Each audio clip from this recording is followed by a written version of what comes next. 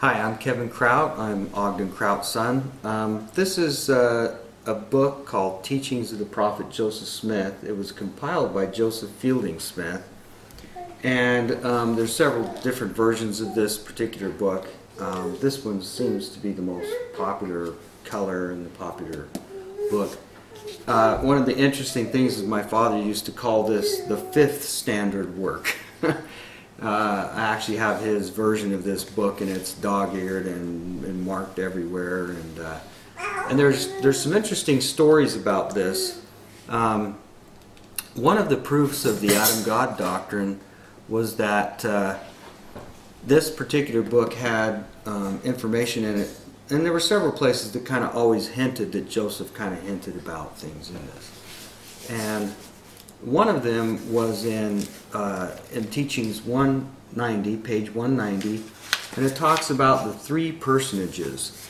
Now, I'll read this, and it says, "Everlasting covenant was made between three personages before the organization of this earth, and relates to their dispensation of things to men on the earth.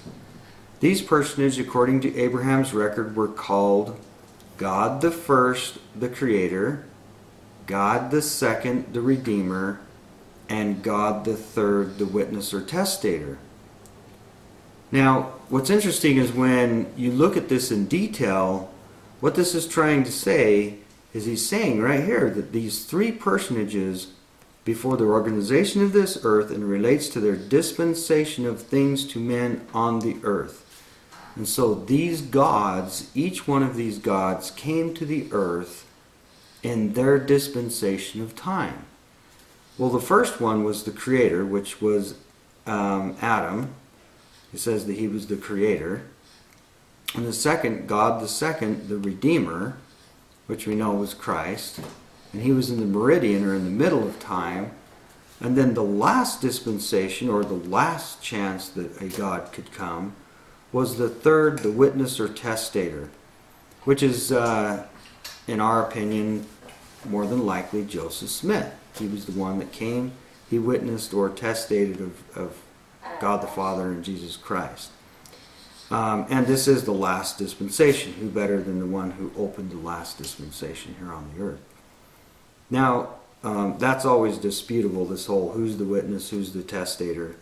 My father wrote a whole book on that, One Mighty and Strong, that describes different things of who that is. And of course there are many who claim that position, and you know, they have their claim.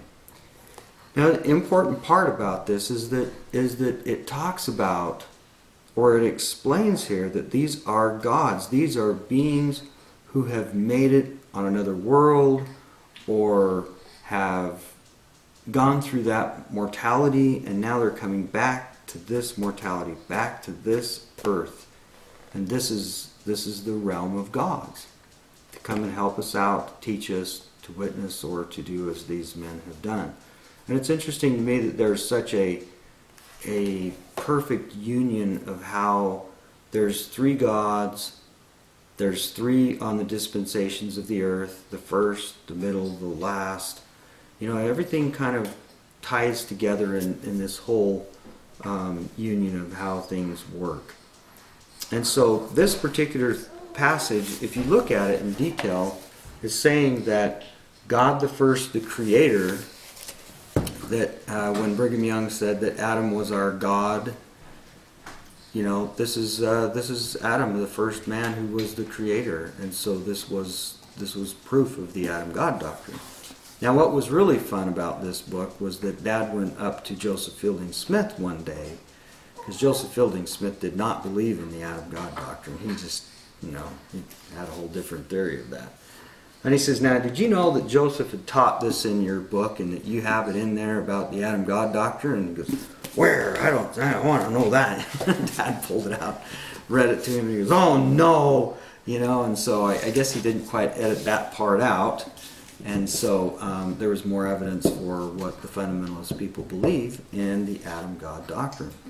And so that's one very good book, Teachings of the Prophet Joseph Smith, the Fifth Standard Work.